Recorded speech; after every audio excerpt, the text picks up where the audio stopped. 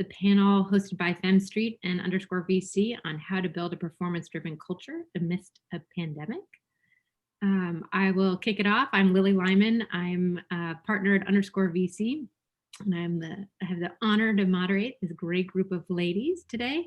By quick background, just a quick intro to FemStreet, who's our co-host today. FemStreet is a weekly newsletter on women in VC, female founders, operators, and femtech startups. If you haven't followed along, I suggest you look them up. There's some awesome content that comes out on a weekly basis of some great women around the tech ecosystem, so feel free to check them out. For those of you who don't know, _VC is a community-driven venture firm. We focus on early stage, primarily seed and Series A, predominantly B2B SaaS, and with an emphasis on building here in Boston. But what we think differentiates us, or where we want to specialize, is we recognize that capital is a commodity, and so we focus on bringing an aligned community of builders around all of the portfolio companies that we get to work with. So that is a quick intro to FemStreet and _. As I said, I'm Lily. I'm a partner, background as an operator, a founder, and now on the other side, on the investing side. So I'd like to welcome our panelists, and I would ask each panelist to do a very quick introduction, your background, and where you are, and then we'll dive into some questions. And just so for the lay of the land, we'll do these intros, we'll dive into some questions for about 20 minutes or so, and then we'd love to open it up to questions to the audience. If you have questions as they pop up, please feel free to throw them into chat. We can speak to them real time as well, make it interactive. But we certainly want to make sure we get to hear what's most interesting to you. That's the point. Awesome. So from intros, why don't we start with Tanya? Do you want to introduce yourself? Sure. Thank you, Lily. Tanya Bakalov, founder and CEO of HelloTeam.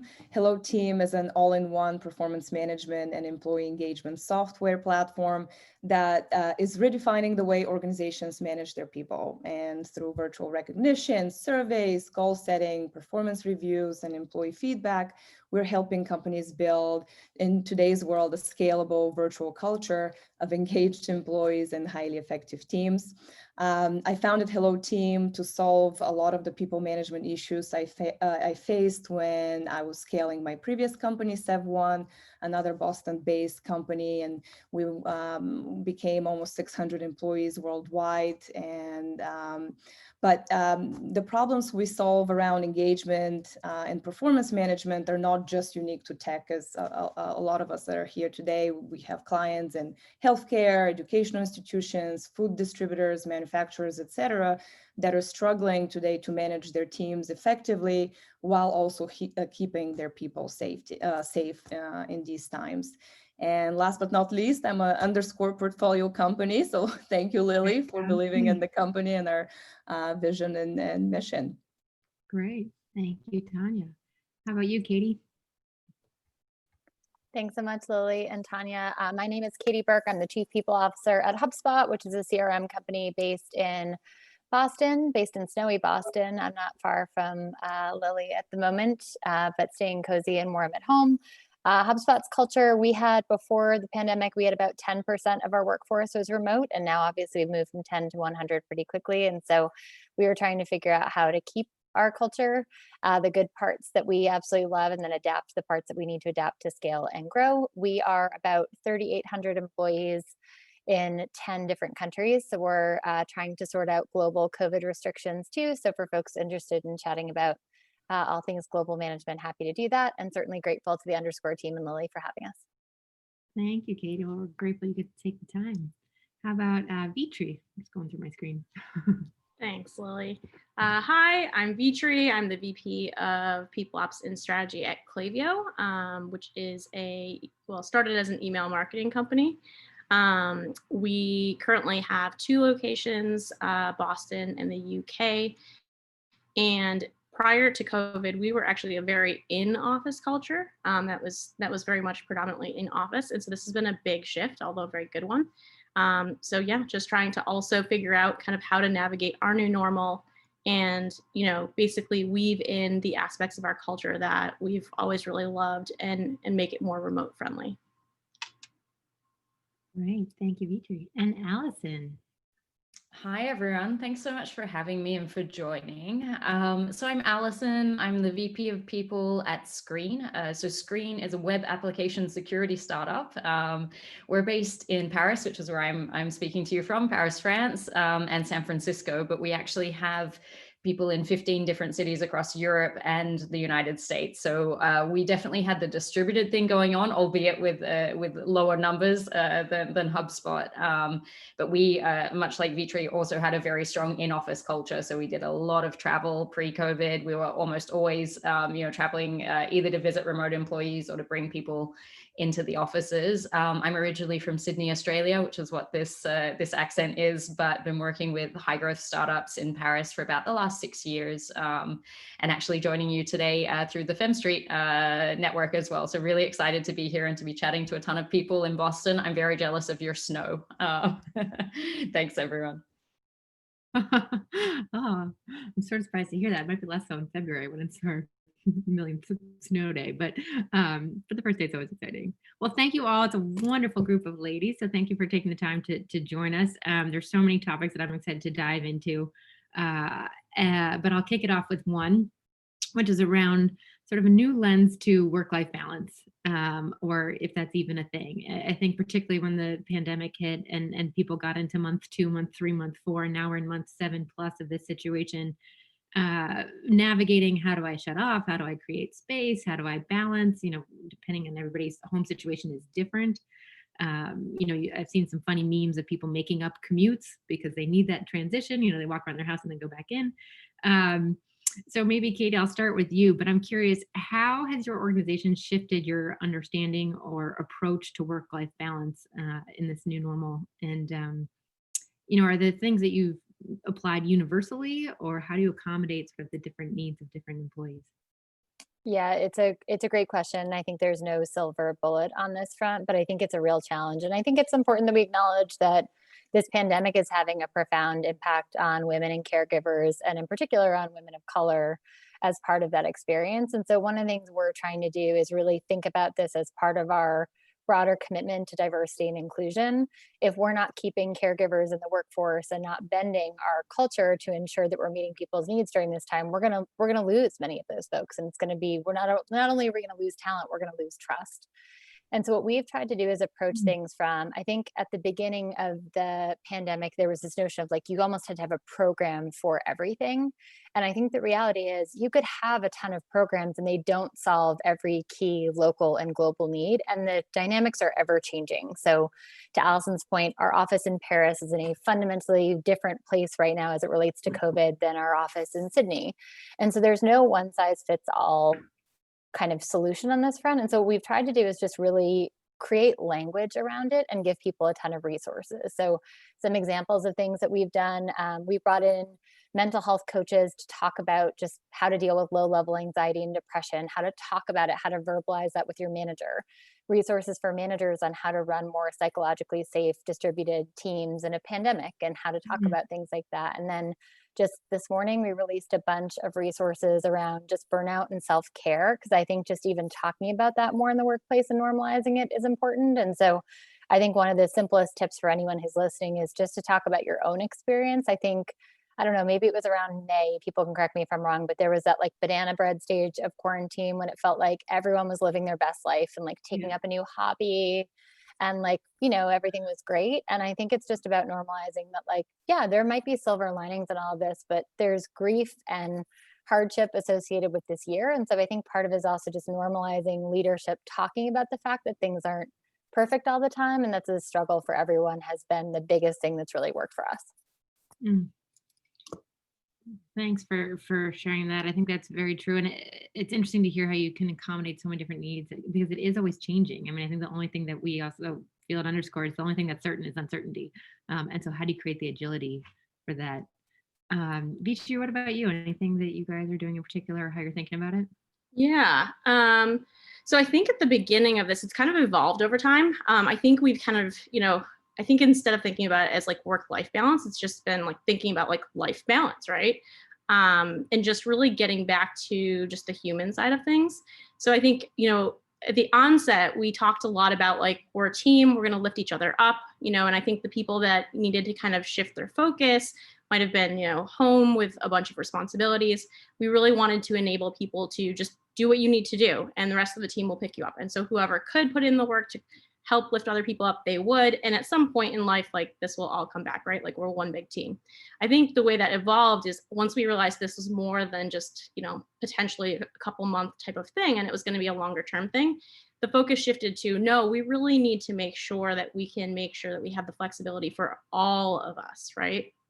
And so there are, I think, for us, the top of mind things were really just, mental, physical, emotional well-being, and how do we take care of each other as people. And so we similarly did things like we implemented like Headspace. We, have created now like a wellness benefit and expanded really like what you can use that money towards.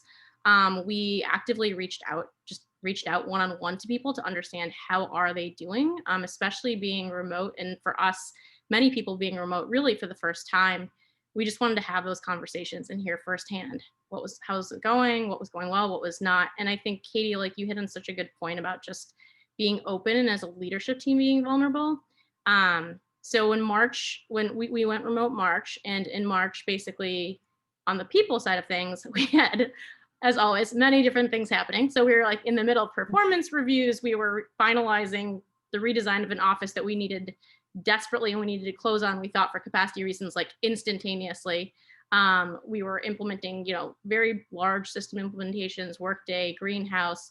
I can't even think, there were so many things. And we went remote. We were in the middle of like review calibrations. I was home with my daughters. And I just remember, at one point in the middle of a review calibration, my younger daughter just threw up. And I just said, you know what, guys, like, I'm really sorry. We're going to have to reschedule. I got to go. And so, that was that. But I think what was great was basically, I talked to AB, Andrew Bielecki, our CEO, who affectionately we call AB. And, and so, yeah, like the team picked me up, right? Like the people ops team picked me up, other people picked me up. He jumped in for things, and they just said, look, focus on what you got to focus on. And so that was awesome. At least that was awesome for the short term. And then I think it really is now, how do you basically talk about that, make it acceptable? So like, you know what, we're gonna walk and talk for this meeting. Like we've become really clear on kind of what's most important. And so just reducing the waste and really focusing on the quality of things. So I think those are the key things we've done. The other thing is thinking longer term. We've basically decided, and we're in the middle of planning too, but just how do we need to scale the team? What are the investments in tools and things we can do to create just a more scalable model, and really proactively communicate that like sustained long hours are not okay, right? Like if you have like one big deadline and you have like a day or two where you really have to work really hard at it, okay, fine. Otherwise, if it's more sustained than that, then we probably have the wrong model in place, and let's just shift the model. So those are some of the things that we've started to do. That's very helpful to hear. And I think we don't have to spend too much time on it, but I do think actually tactically, it might be helpful if there's certain tools that you love, whether it's on the mental health and wellness program side or on the communication collaboration, and we'll dive into that in more detail. But if there's stuff that you love, if you guys want to throw it into chat or speak to it, that's fine. But I think tactically, I think a lot of people are looking for those specific resources of how to do that. I want to pull on a thread that you both brought up, which is this idea of vulnerability and sort of flexibility, and particularly vulnerability from a leadership perspective. But a question that's come up is thinking about performance reviews in this world, and how do you think about being, has what you look for or how you think about calibrations in this world, in this new normal, changed? And I'm curious to ask, because does it affect how people feel like they can be vulnerable? I'll be very I have two small children, and sometimes I want to open up that kimono, and sometimes I'm like, no, I got it. I'm all pulled together. No problem. I'm totally listening, even though my child's screaming in the background. And so I'm curious how your approaches to performance reviews have shifted, or if there's anything that you're doing differently. And maybe Alison, I'll shoot this one over to you to start. Yeah, absolutely. Vulnerability is one of those topics, like, don't get me started talking about it at a dinner party, right? People know, but I'll keep it succinct for this audience. I think, there's this feeling with vulnerability that And there's quite a good quote. It's actually from an engineer who wrote a blog like 42 Lessons in Engineering Management. And I think it's number 36. And he says, we're attracted by the vulnerability of others, but repelled by our own. And that puts us in this like really messy conundrum, right? Because who goes first in that case? If we're really attracted to it and nobody's willing to go first, we're all over here saying, no, it's fine. And that's been something that I've tried really hard to kind of, lean on throughout my career, whether it's chatting with candidates, whether it's internally, whether it's as a leader, whether it's with my team or the executive team. And that was something that I felt really paid off in spades, really early on. In France, Paris in particular, we had an extraordinarily strict lockdown that we've just re-entered as of midnight. So essentially, the setup was you may leave your house 1 hour per day for essentials with a permission note from the government, right? Which is a reasonably strict. Things have been different all over the world, but we went into that phase. And with my people team, one of the first things we started doing was being incredibly upfront about, sure, what we were going to work on that day, what was our top priority, but also what was on our mind, what was worrying us. And I think because I started that, I said, hey, my team now knows that I'm somewhat of an insomniac, and that's not a thing that they ever knew when we were in the office. But it started being a thing where people would be like, hey, Alison, did you get much sleep? How did that work? We were kind of sharing. It was a smallish thing, it's a personal thing, but it's not too risky to talk about your sleep. And then throughout the team, I had my team sort of disclosing some fairly deep sort of like mental health things and things that had never come up before, but in a very collaborative way and in a peer way. So I think the kind of going first, I think we had this, Sqreen's an early stage startup. We're a year and 2 years post Series A. We work across essentially, the whole world time zone. So there's a lot of that hard to switch off. And I think what helped us, one of the tactical things we did was a lot of engineering teams do daily stand-ups. And we appropriated that across the business, but just on Slack, where you'd log into Slack in the morning and you just say, hey, here's what I'm planning to work on today. But if I only get one thing done, it's this thing. And that sort of forced us to do a bit of hierarchy. And, I have a team of kind of type A people who, the fact that they're at home, they're probably going to work twice as hard because they know that it's not visible work, right? And that's a different problem to some teams. But for sure, we said, look, we need to be brutal about prioritization. It also allowed us to see what everyone else was working on. And quite often, one of the team members would be like, oh, you know what, actually, that thing, I plan to work on it on Thursday, and that'll do 90% of what you're trying to do. So take it off your list for today. Or I could say to the team, hey, that's great what you're doing, but 3 of those things we can push to Q3. Like let's not, and it's me saying it. And I think having that vulnerability, and then we did in the evenings as we would log off, we would pick like a picture of the day that represented the day you had, and that gave us a really good like mood check-in. But it also was a fun way to wrap up. You'd search your whatever image represented your day. And then we'd kind of do a little self-reflection. What went well? What would you change tomorrow? And again, on bad days, I was really tempted to kind of put a bit of shine on that and be like, oh, didn't get as much done as I wanted, but there's always tomorrow. And I sort of forced myself to be more like, wow, today was hard. Here's what I tried to do. I tried to set my phone in 30-minute increments. At the end of the 30 minutes, I could go and make a cup of tea, or I could go and get a Ferrero Rocher out of the fridge, or I could go and hang out with the cat for 10 minutes, or I could stare out the window. And I said, look, I had to game myself. And so I think by doing that, we created this very vulnerable, but I think the flip side was then on the great days to share the wins in a way that wasn't putting pressure on the team, right? We'd say, hey, this awesome thing happened. Like, let's get excited about it. We're also pretty good at like sending little gifts through the mail to the team. So, one of the team members like closed this amazing candidate who we would have thought was out of reach until our next round. And, the 3 of us in the team got together and we were like, ooh, what if we sent him, something, a really specific treat that he'd like. So we did that sort of secretly through the mail. And so I think it was that little like, celebrate the wins, but be, I think it was the bad times that really kind of helped bring us together in that.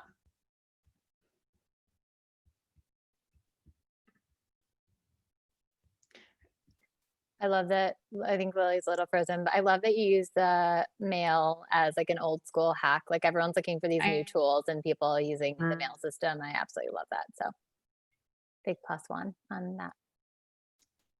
And to touch upon what Alison was also saying, what we're seeing is as well, it's great to be proactive about how we engage our people and how productive they should be, and I'm in the business of that as well, right? But at the end of the day, I feel like we also have to be proactive about how to disengage our people from work in order to create that space. And the only way to do that is if it comes from that place of vulnerability and empathy. And just, like you guys, I have two kids, two active boys that keep me very busy. And I know what it is to juggle, a business and life and everything that the pandemic has thrown at us. And you have to approach everybody else in the company with that same level of empathy, that people need to take time off. They need to take care of a pet. They need to take care of an aging parent, whatever that is.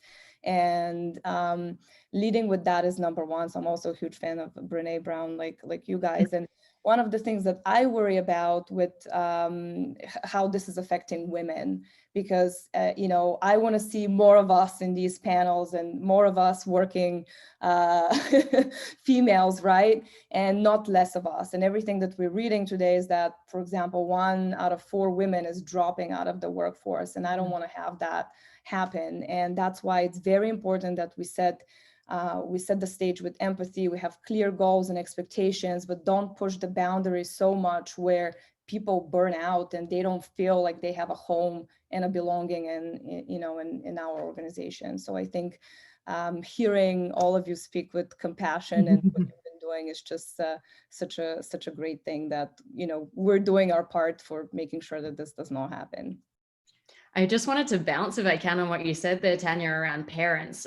So I'm not a parent myself, and it's probably a third of the employees at Sqreen who are parents, but everyone else on the executive team is a parent. And we sort of we kind of went, how can we support our parents? How can we specifically mobilize the non-parent members of staff? Not to say that there aren't other care things going on, whether it's parents or pets or just generally, we have a ton of people who live alone in tiny Parisian apartments. That's a different challenge, right? But we did this one. It was a tiny little hack, but it seemed to bring a ton of great results for the team. So sharing it here, we never had a parents channel on our Slack before lockdown. And so we started that. And what was fun was, as soon as, initially we added the parents, but all the non-parents wanted to join. And we started kind of doing this rotating kind of, all the non-parents would come up with like a craft idea or a way to keep the other kids entertained. So I would issue, like I had Friday. So I would issue like a Friday challenge to all the different kids. And because a lot of them had met me at work events and things like that, and it progressed from a message in Slack to me filming a Loom video of myself to send out and be like, okay, kids, today's challenge is we're going to write a 3-act play. There has to be a unicorn. There has to be a this. And what you're going to do is write the script, and then you're going to practice it, and then you're going to perform it for me. And we'd almost, assemble a little panel of internal employees who were going to watch like the spectacle. And I think it just gave the parents a little bit of that mental break from thinking, what am I, if it occupied people, their children for half a day, it was a win for everyone. And it became this really kind of, family became really blended into the broader Sqreen family, rather than, oh, sorry, my kid's cry. It's like, no, bring them in. Let's chat with them. What's going on? Right. No, I think that's such an important point. And one of the things we did early on was we hired children's musicians who are obviously completely out of work, and we paid them like $100. I found them on Instagram. So people are looking for all these like platforms for stuff. And I think your example, Alison, is such a powerful example that like sometimes it can just be like and so people would be like, where, what children's musician platform did you use to find them? I'm like, I literally searched Instagram and paid the guy on PayPal. It was not fancy. It wasn't cool. It wasn't glamorous. And, now of course everyone wants to get off Zoom, but I think it's a good example of like, sometimes people feel all this pressure to the perfect program. And sometimes you can just entertain one of your coworkers' kids, or pay a talented musician who's not doing gigs in person, $50 and hope for the best. I love that. I think it's such a good example of some of the hacks. I think your insight on sort of there's no perfect is really helpful, because I think, there's so much content out there and everyone's sort of trying to optimize and get it perfect. And do we have to have this perfect system versus try some stuff, throw it at the wall, see what sticks. There's so many different threads to pull on what everyone just shared. And I guess on one of the veins around productivity, and I see a question in the chat, so I want to address it. how are you guys thinking of, I mean, how are your organizations approaching measuring productivity? And how do you think about sort of optimizing for it while still being so accommodating and wanting to be nurturing and supportive of your employees? Maybe Vitri, I'll start with you and then we can go around. Yeah, it's a great question. I guess, it's interesting because I think that this is another thing that's shifted kind of over the course of this time, right? So I think at the beginning, there definitely was like, I don't know, I mean, we're usually very productive, but like a massive like increase in productivity. And I actually wonder if it's about this like invisible, like people needing to show up more, or if it's about the fact that people didn't have to commute anymore. And so the time that they would have spent maybe like reading a book or like, I don't know, listening to something on tape or just chilling out and just relaxing, right? All of a sudden they were kind of like, oh, I can just like jump into it. And then, I think that actually just increased productivity, but also there's a lot of detriment that comes with that as well. Yeah. So we actually had to like actively try to counteract some of that. And then I think, we've been pretty fortunate. I think we do a lot of just like listening honestly to people like everybody who's speaking here, as well as I'm sure like many of the attendees, and just like learning. So our productivity hasn't taken too much of a hit really. I think we've done a nice job of, basically each of the teams really getting to know what works and what doesn't work for their specific team. And so there are different models of how this is working within Klaviyo. But figuring out where it's not working, why is it not working? And so what do we do about that? So that's how, we've been pretty fortunate. I don't think we've taken a big productivity hit. I do think we've normalized a bit, which I actually think is quite healthy. So we're just trying to make sure for the long term, the other thing I will say is we've thought about, we've never historically actually had, not for any real reason, just hadn't matured to that point as a company, but like part-time work or things like that. And so just trying to get ahead of it, we're thinking about like, well, what are the new models we should introduce, right? That allow people to not put pressure on themselves to be maybe as productive as they might feel like they were beforehand. If, there's probably a small subset of people that feel like they're being a little bit less productive. And so how do we basically solve for that in a way that allows them the flexibility that they need, but also allows us to feel like we're hitting all of our targets and our goals and we're not taking a hit on that side. We may have lost Lily again, but I love that point. I also love the notion of like, can you wait, now we can sort of hear you. Lily.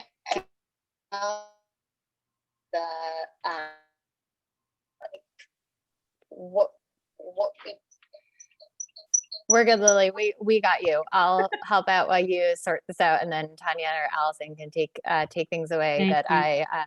No, we got you. This is what women do. We figure things out. I'm doing this on purpose just to showcase what's happening. I honestly, but I think it's like, I think this is, I think it's, you perfectly illustrated the point, Lily. It's like what actually matters. I like what Vitri said earlier, which is just like, okay, does it matter that you hit your targets? Absolutely. Like there is an element of accountability and there is an element of business accountability that we owe, frankly, our customers at HubSpot and, at each of our respective companies.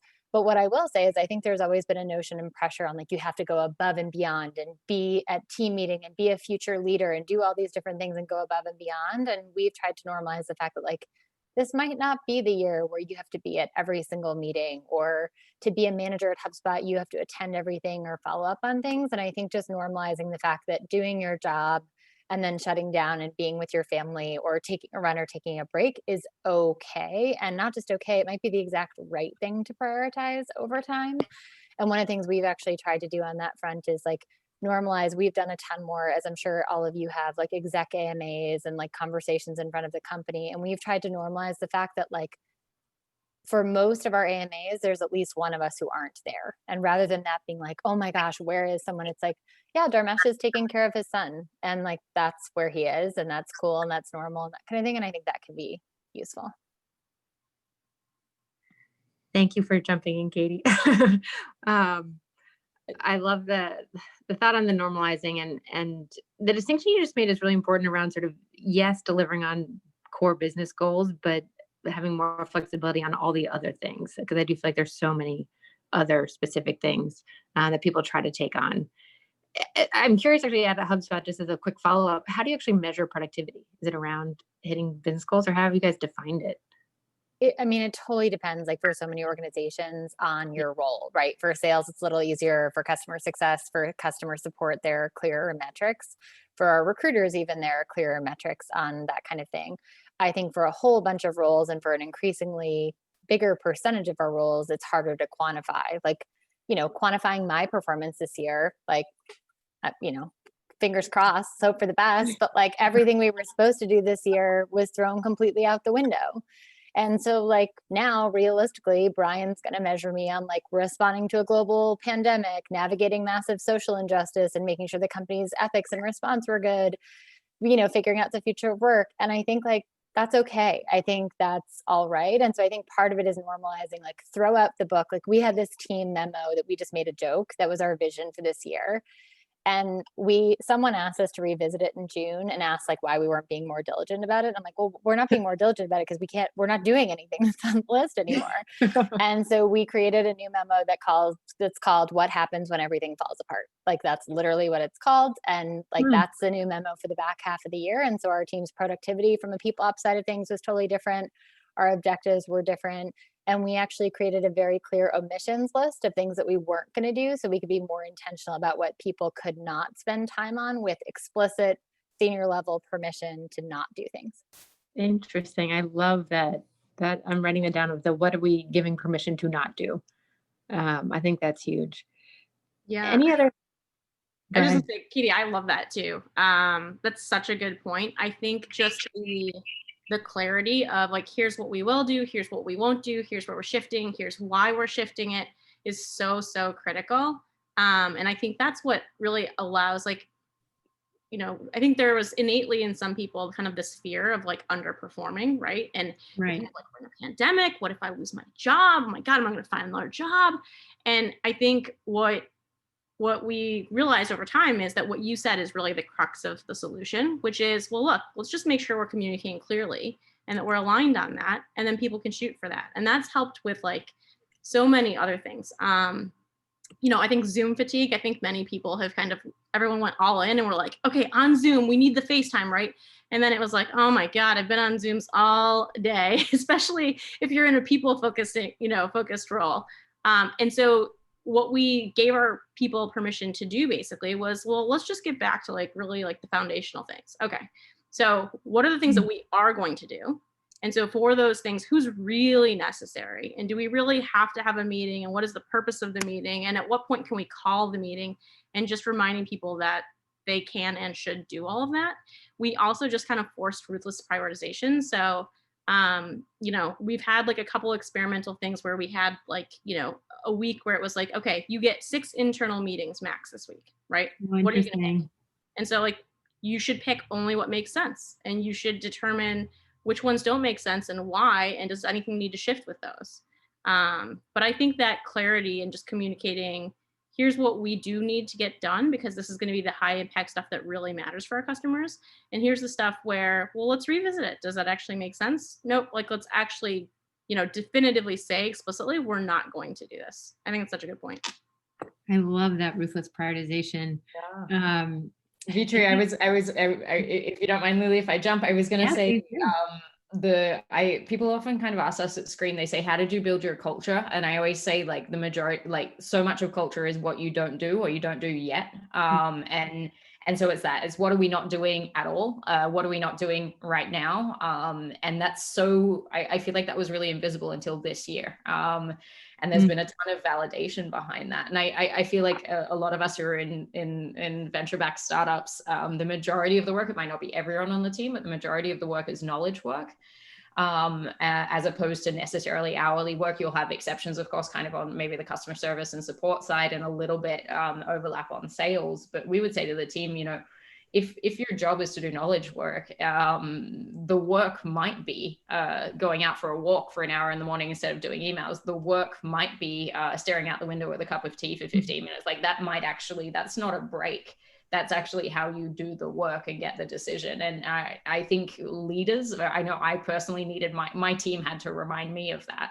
When I was sort of just powering through and doing the essentials, and they say, hey, Alison, like, what advice would you be giving us right now? And I'm like, oh, that's very true. So yeah, they'd be like, how about for the morning, you just do pen and paper? I think best on pen and paper. And they were like, what if you just shut down email? I'm like, team, you shouldn't have to be telling me this. This is great. And so hearing that mirror bounce, I think around the, you know, the pre-work or the take care of yourself work isn't a luxury. It's quite literally part of the work.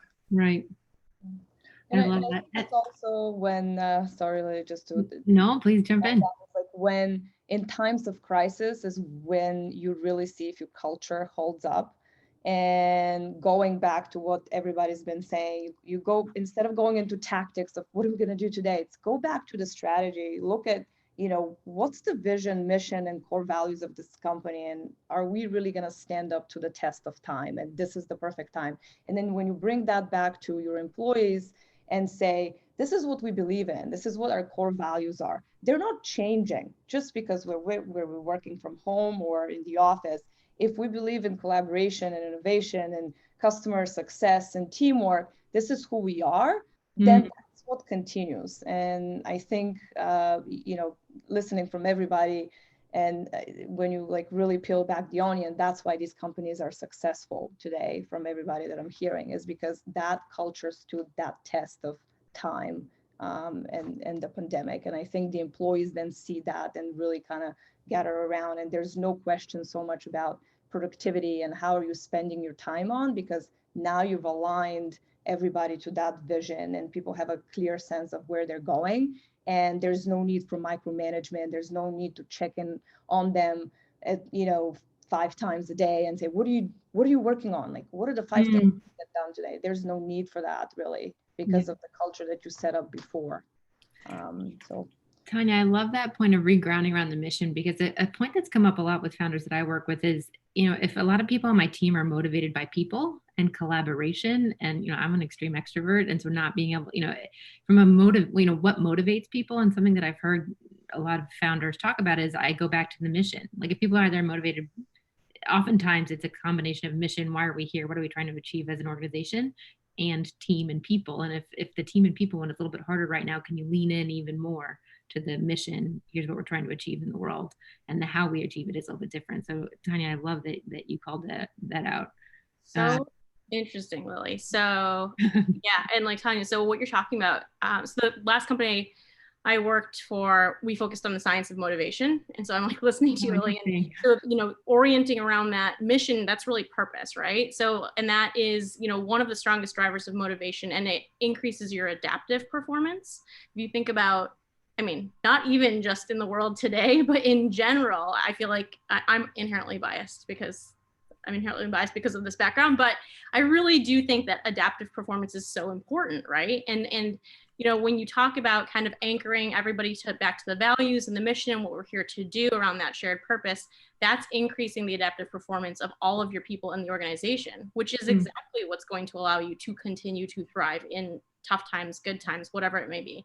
Because the challenges that we're facing today, like in this pandemic, and, you know, in terms of like the systemic breakdowns, I think it's going to be different challenges tomorrow. And it's going to be different challenges 5 years from now. But it really, it's still kind of all centered on these same types of themes, that if you can kind of orient your people and your organization around, you know, I think purpose is also, I guess I also don't want to over index, because you talked about, Lily, like just people liking to be collaborative and around people. The 3 strongest forms of adaptive, basically the key drivers of direct motives, which increase your adaptive performance, are play. So like what you would do just for fun. Purpose, which is usually what people talk about. And then potential, which is your, you know, the opportunities to learn and grow.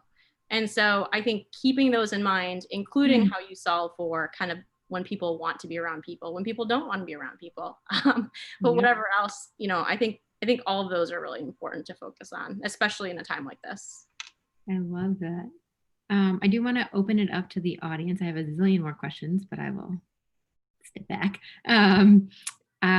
So Matt, I know you had 1, maybe 2 questions. So do you want to jump in with one of them? Hopefully, Matt, you should be unmuted and able to speak.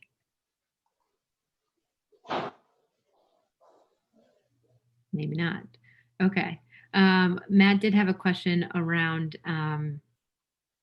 speaking about, well, he asked about adaptive performance, so I guess you spoke a little bit more about that one. How about let's go to Sarah. You had a question about specific wellness platforms and solutions that people are offering. Sarah, are you teed up? Can you hear me? Yes. Okay, I'm actually not. I think we lost her. Oh, this is the person under the name Matt. I'm just realizing that my name is incorrect. Perfect. Hi. Yeah, Welcome.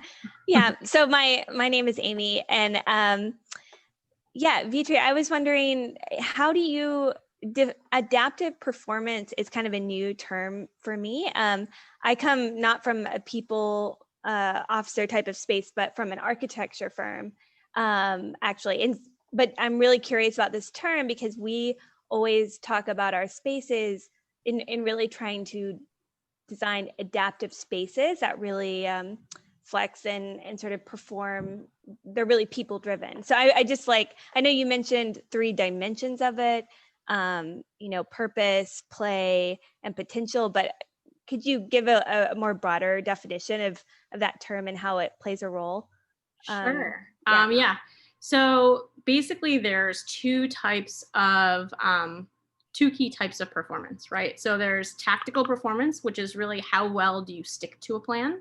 And then there's adaptive performance, which is how well do you perform when you deviate from a plan? So an example of this is if you were working at Starbucks, there's all kinds of protocols around what you're supposed to do. Okay, like at the end of the day, you check the supplies. Do we have enough stock of cups? Do we have enough napkins? Do we have enough of this? Do we have enough of that? If not, we need to, you know, punch it in here. The supplier will come deliver it, et cetera, et cetera. So that's tactical. Do you follow the protocols that are laid out? And then adaptive is basically anything that's just not actually defined in that way. And so imagine you're working at Starbucks and somehow you realize you do actually run out of coffee cups. So what needs to happen then, if you have the proper balance of the tactical and adaptive, is you're going to end up with someone saying, okay, you know what? I'm going to talk to these customers and explain, you run across the CVS, you go get a bunch of cups, you get on the phone with a supplier, you get that, and you kind of work it out on the fly and make it happen. And so what you always want is you actually always want a balance between the 2. Both the tactical and the adaptive are really important. So another example is like if you ever were on the phone with like a call center and the rep either might have sounded like very, very stringent to the talk track, like, hi, my name is this is what I'm going to tell you today. Or they might have been all over the place and not had the proper information. And so similarly, you would want a rep who kind of understands the guidelines, but can adapt on the fly and answer your questions. Basically, the 3 drivers to what you were saying, Amy, of the adaptive side of that are basically play, purpose, and potential. And on the tactical side, the forms of motivation are economic pressure, emotional pressure, which is I don't want to disappoint somebody, and then inertia, which is I don't know, I've just been doing this forever, I don't really know why I'm doing this. And so all of those are forms of motivation, but you want the balance between both.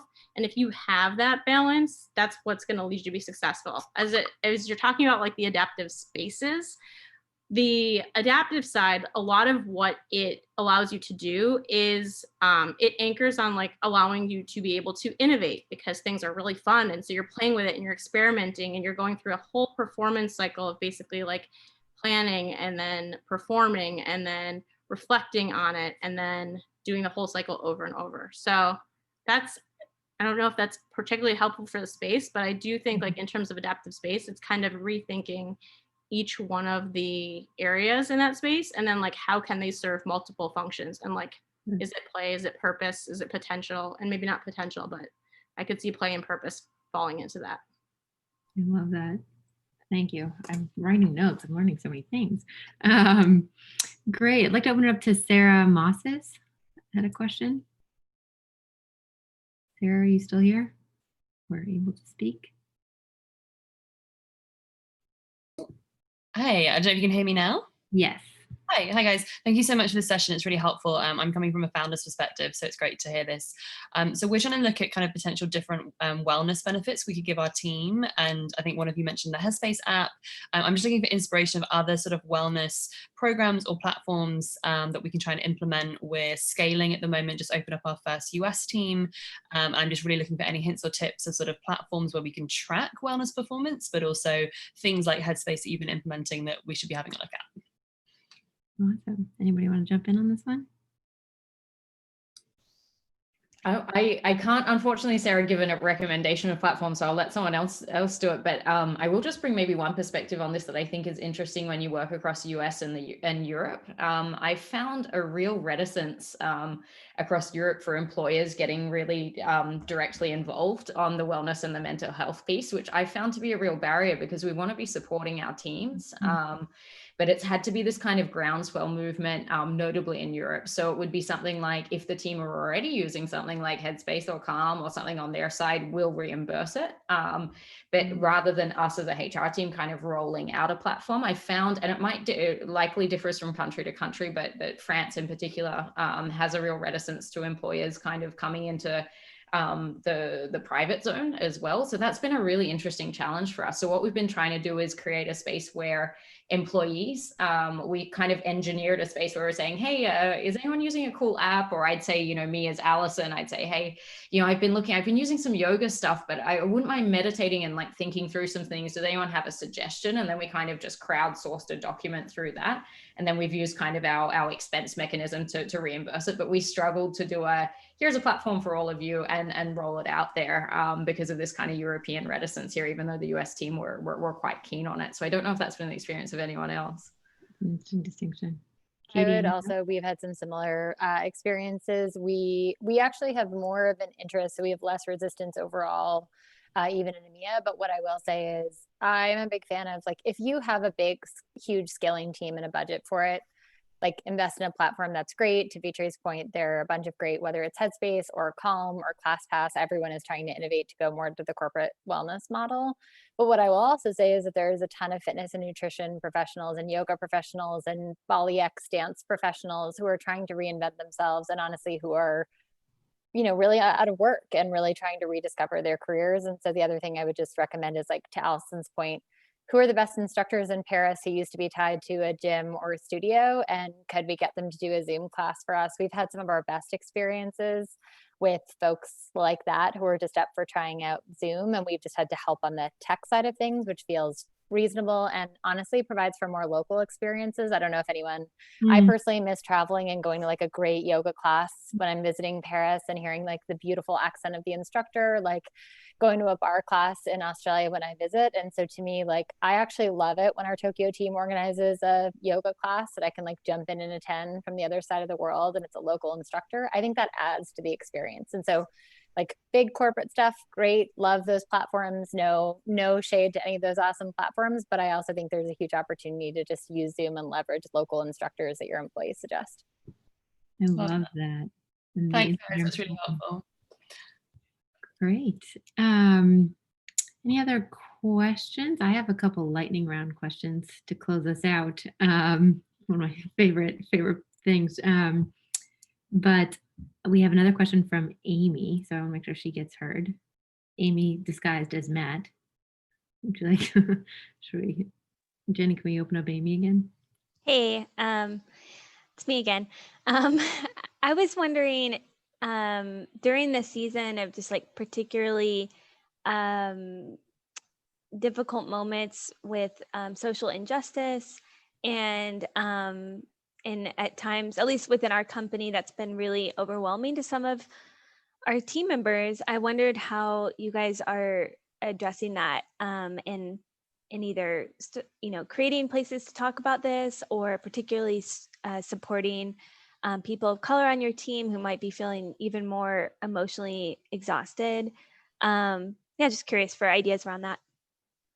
We did one really practical thing at Sqreen. So I will preface this by saying I belong to a lot of overrepresented groups in tech, and just the one underrepresented group of being female.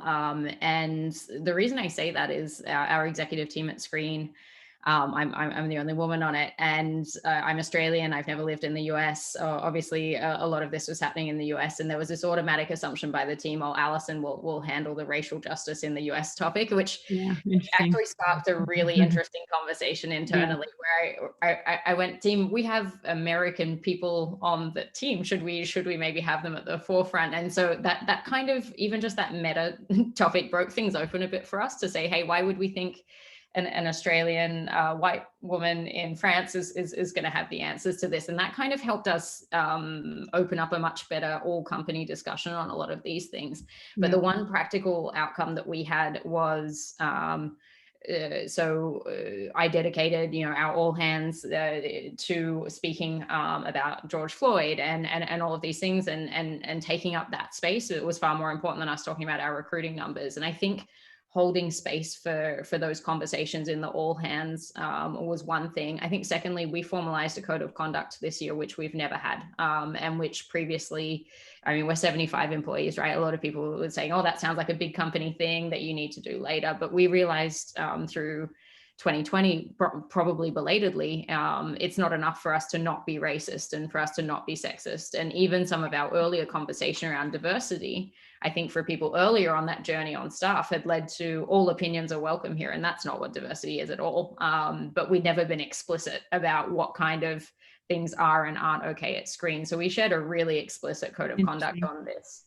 Notably with regards to this, we also had, I sort of had our founders saying, hey, can we release a statement about this publicly? And I said, we can. I said, but I think it should be coupled with actual action. So are we making donations? Are we doing something, or are we going for the quick win on the logo? And again, those are tough conversations to have internally. Like, I'm almost nervous saying it here in this public forum, but it was a necessary conversation to have as well. For sure. We did a webinar with a fabulous lady called Dr. Gina, and she's an expert on diversity and inclusion. We did a webinar on creating a culture of diversity and inclusion, and for our own team, as well as the overall community. We have a Slack channel called the Culture Corner, and over 1,000 people joined. It was unbelievable. And she did it for an hour and explained, all the different terminologies, the difference between equality and equity. And it was just such a powerful kind of a piece of resource that we were able to put together. Because to Alison's point, even myself, I'm a, immigrant, came to the US when I was 18. I couldn't exactly explain the differences between all of this to my own employees. So having that resource and kind of bringing everything to light was provided amazing conversations afterwards. We were bringing this up in our one-on-one meetings and then as a team. And I really think it pulled us even more together than anything. So I highly recommend it. And if you need it in your company, get in touch with me and I can introduce you to Dr. Gina. She's just amazing. That's awesome. I feel like this is a topic I feel like we could talk about for hours. So I appreciate the question, and maybe there's a follow-up opportunity here. So I did share a spreadsheet that has a whole bunch of different resources around D&I consultants and things like that that I just received through the All Raise Network, which is women funding and founders, if that's helpful. But we do only have a few minutes left, and I have 2 lightning round questions that I wanted to pose to the group, if that's okay. So the way the lightning round works is 1 word or very max 1 sentence answer, so to be quick. And I will just ping popcorn it to each panelist to give their quick answer. Okay, you guys ready? So my first question is, and again, sort of in 1 word or 1 sentence, what is your top priority as a people leader for 2021? Tanya, let's start with you. It's collaboration. That's my number 1 priority. Okay, Katie. Belonging.